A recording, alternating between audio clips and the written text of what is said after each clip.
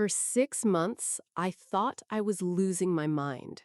Not because something dramatic happened, not because he screamed at me or called me names or did anything I could point to and say, that's the thing. He did something quieter. He rewrote reality, sentence by sentence, conversation by conversation, until I couldn't trust my own memory anymore. And the worst part? He did it while telling me he loved me.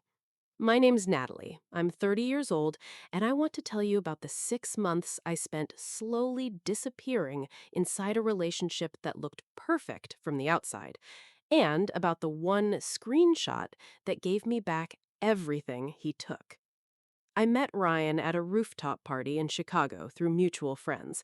He wasn't the loudest person there. He wasn't performing. He was standing slightly to the side, listening, and when he said something, it was quiet and funny and made you lean in to hear it. He walked me home that night, and before we got to my building, he said something that I have thought about many times since. He said, "I'm not into games. If I like someone, I'm clear about it." I remember thinking, finally, someone who knows what they want. I was tired of people who treated commitment like a trap. Ryan seemed like the antidote to all of that. Consistent, intentional, present. We moved fast, not recklessly, just seamlessly. He texted good morning, he planned dates, he remembered things I mentioned once in passing.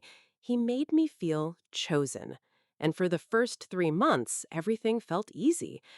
That's why I missed the trap he was building, because it started with one question. We were at dinner about a month in, and Ryan asked me, completely casually, "Do you ever get jealous?" I said, "Not really." He nodded slowly, like he was filing that away. "Good," he said. "I just don't do toxic." And I loved that. I thought it meant he was emotionally mature, that he'd done the work, that he was safe. I didn't understand yet that he was setting the rules of the game. Because once someone frames jealousy as toxic, once they establish that asking questions makes you the problem, they can do anything they want. And every time you react, you become the villain in your own story. The first time I felt it was at a bar about 2 months in. We ran into a woman he knew. She hugged him the way you hug someone you've been alone with. Not a friendly hug, a familiar one. She looked at me and said, "Oh, you didn't tell me you were bringing someone." Ryan smiled and said, "This is Natalie." Not my girlfriend, not we're together, just my name. Like I was a plus one at an event I wasn't invited to. The woman looked me over, smiled at him, said, "Text me," and walked away. On the way out, I asked who she was. He didn't look at me when he answered, just said, "A friend." I kept my voice light. It didn't seem like just a friend. And that's when I saw it for the first time. The expression that would become the most familiar thing about him over the next 4 months. Not anger, disappointment. Like he had failed a test he hadn't told me I was taking. He said softly, "Natalie, you're overthinking." And somehow, I still don't fully understand how, by the end of that conversation, I was the one apologizing. "I'm sorry, I didn't mean to make it weird." He kissed my forehead and whispered, "I just want peace." Peace. That word became a weapon in his hands, because when someone tells you they want peace, what they usually mean is, "I want you quiet." After that night, I started noticing things. A name on his phone he never explained, a text that disappeared before I could read it, a work trip that didn't add up when I thought about it later. Nothing I could prove, just enough to make my stomach tight. When I brought things up, Ryan had a script. He never got loud, he never denied things dramatically. He just made me feel irrational. "You're imagining things. That's not what happened. Why are you trying to start a fight?" And then, the one that worked best on me, "I thought you were different." Different, as if asking for honesty meant I was like all the difficult women he'd apparently dealt with before. I started watching myself, editing myself, measuring every word before I said it. Because every concern I raised became evidence of a flaw in me. You're insecure. You're anxious. You always assume the worst. If I cried, he went cold. Not cruel, worse, detached, like my emotions were an inconvenience he had decided to tolerate but not engage with. He'd say things like, "See, this is why I don't like drama." So I became quieter. And the quieter I became, the bolder he got. By month 4, I had stopped trusting myself completely. I would replay conversations in my head, trying to figure out where I had gotten confused. I would second guess memories I had of things he had said. I would catch myself thinking, maybe I am too sensitive. Maybe I am the problem. That's the part people don't understand about gaslighting. It doesn't work because you're naive. It works because you care, because you want things to be okay, because you love someone and you cannot fully accept that the person you love would deliberately manipulate you. So your brain finds another explanation, and that explanation is always you. One evening, my best friend Sophie came over. We'd opened a bottle of wine and she was watching me. Really watching me. And then she said something that stopped me mid-sentence. "Natalie, you don't look like yourself." I laughed it off. "I'm just stressed." She didn't smile back. "No," she said, "you're shrinking." That word hit me somewhere I wasn't prepared for because it was exactly right. I had been making myself smaller to fit inside Ryan's definition of acceptable. I had been editing myself into a version of me that didn't threaten his peace. Sophie leaned forward and said, "Do you have proof of anything?" I shook my head. "That's the problem. I feel it, but I can't prove it. And every time I ask, he makes me feel crazy." She was quiet for a moment. Then she said something I've thought about almost every day since. "Then stop asking him." I stared at her. "Stop asking him," she said again. "Watch, listen, and protect your reality." Protect your reality. 4 months of fog, and those 3 words cut straight through it. Because I had been handing Ryan my reality like it was something he got to approve. I had been letting him be the authority on what I experienced. And the moment Sophie said that, I understood. I had given him something I never should have given him. After she left, I started doing something simple. I opened a private note on my phone and I started writing things down: date, time, what he said, what actually happened. Not to build a case against him, just to have a record that couldn't be rewritten by his tone of voice. And seeing it written down, seeing the pattern with my own eyes, was like turning on a light in a room I'd been stumbling through in the dark. He would say something, later he would deny it, then he would accuse me of twisting his words, then punish me with silence until I apologized, then return with affection as if nothing had happened. Over and over, the same cycle, the same steps, like choreography. And once I could see the pattern, I couldn't unsee it. 2 weeks later, I was at his apartment on a Thursday evening. Ryan went to shower and left his phone on the counter.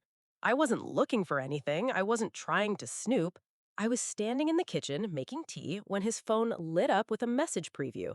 The name at the top was Maya, and the message said, "Last night was worth it. Same time next week?" My hands went still. My brain tried the old instinct, the one Ryan had trained into me for months, and said, "Maybe it's nothing. Maybe there's an explanation. Maybe you're overthinking."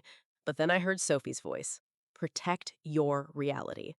I picked up my phone. I took one screenshot of his screen. One.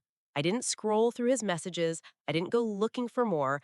I just captured what was already there, sitting in plain sight. Because the moment I had that screenshot, I had something Ryan could not rewrite: a timestamp, a name, a sentence that meant exactly one thing. He came out of the bathroom and immediately sensed something was different about me. He said, "What's wrong?" I held at my phone. His face changed in the space of a half second. Not guilt, not remorse, calculation. His eyes went to the screenshot and then to my face, and then his entire posture shifted into offense. Why are you taking screenshots of my phone? That was his first reaction. Not, I'm sorry, not, let me explain. His first move was to attack what I had done. I kept my voice completely even. It came up on the screen. I saw it. He scoffed. That doesn't mean anything. It says last night was worth it. Ryan sat down slowly, rubbing his face with both hands like he was the exhausted one, like I was draining him by asking. She's a coworker, he said. It's just how she talks. I looked at him. Same time next week? He rolled his eyes. Natalie, come on. And then he leaned forward, dropped his voice to that soft, measured tone he always used when he wanted me to stand down, and said, Babe, I need you to stop. Stop. Like I was a behavior he was managing. And something happened in me in that moment. Not an explosion, something colder than that. A stillness. Because for 6 months, that tone had worked. For 6 months, that voice had made me doubt myself and apologize and shrink. But this time, he couldn't tell me I had misheard. He couldn't tell me I was confused or anxious or imagining things. It was written down, and I had it. Ryan saw that I wasn't backing down, and he changed tactics completely. He sighed like a man carrying an unfair burden and said, Okay, fine. She's been flirting with me. I didn't tell you because you're sensitive. Sensitive. A new label, a new way to make his behavior into my character flaw. He continued, I haven't done anything wrong, but you always go straight to the worst case. I said, the message says last night was worth it. And that's when the mask dropped completely. He stared at me and said, You know what? Maybe I should have kept things from you. You make everything miserable. Miserable? That word landed differently than I expected, because it didn't hurt me the way it was divine to. It freed me, because in that moment, I understood with complete clarity. He had never loved me. He had loved access to me. He had loved someone he could control, and the second that control slipped, the second I had something real in my hand, he stopped performing and showed me exactly who he was underneath. I stood up and picked up my bag. He said, Where are you going? I said, I'm leaving. He laughed, actually laughed. You're leaving over a screenshot? I stopped and looked at him one last time. No, I said. I'm leaving because for 6 months you've been trying to convince me I can't trust my own mind. And tonight, you ran out of ways to do it. I walked out. I sat in my car and cried for a long time. Not because I was devastated by him, because grief doesn't always have to be about who you're losing. Sometimes it's about who you almost became, about how close you came to losing yourself completely before someone handed you the right 3 words at the right moment.